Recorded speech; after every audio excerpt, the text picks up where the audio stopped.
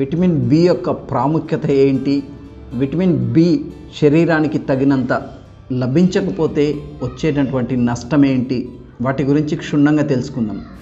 ముఖ్యంగా vitamin B చిన్నపిల్లల యొక్క పెరుగుదలలో ఎంతో కీలక పాత్ర వహిస్తుంది.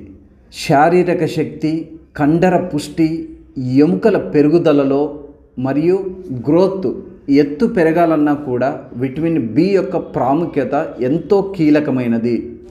మరియు విటమిన్ బి అనేది కేవలము ఒకే విటమిన్ కాదన్నమాట. B1 మొదలుకొని B12 వరకు 8 రకాల విటమిన్ల యొక్క కాంప్లెక్స్ అన్నమాట ఇది. B1, B2, B3, B6, B7, B8, B9 and B12 అనేటటువంటి 8 రకాల విటమిన్ల యొక్క సమ్మేళనం అన్నమాట ఇది.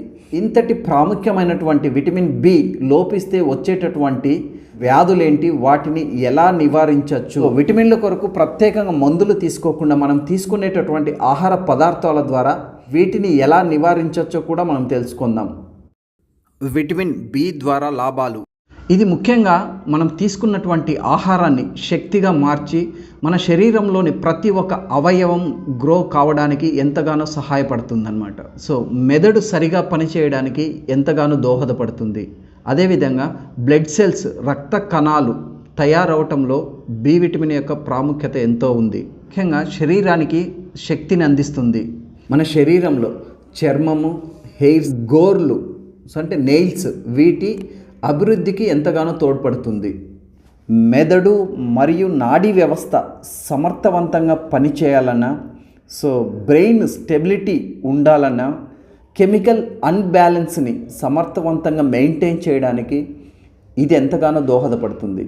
జీర్ణ వ్యవస్థలోని లోపాలను తగ్గించడంలోనూ, జీర్ణ వ్యవస్థ సమర్థవంతంగా పనిచేయటంలోనూ, ల్యాక్ ఆఫ్ హెపటైటిస్ అంటే ఆకలి మందగించడాన్ని సమర్థవంతంగా ఎదుర్కొంటుంది.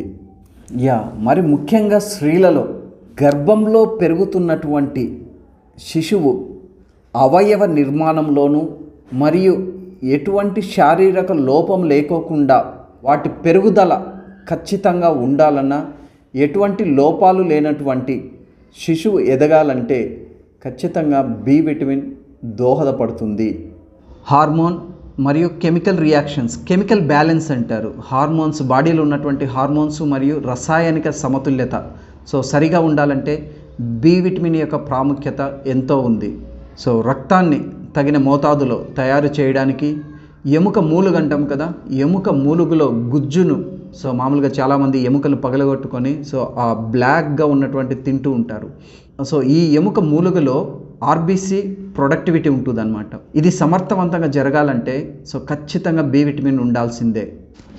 ఇంతటి ప్రాముఖ్యత ఉన్నటువంటి విటమిన్ వేటిలో సమృద్ధిగా లభిస్తుందంటే ముఖ్యంగా దినుసులు అంటారు, పప్పు దినుసులు అన్నమాట.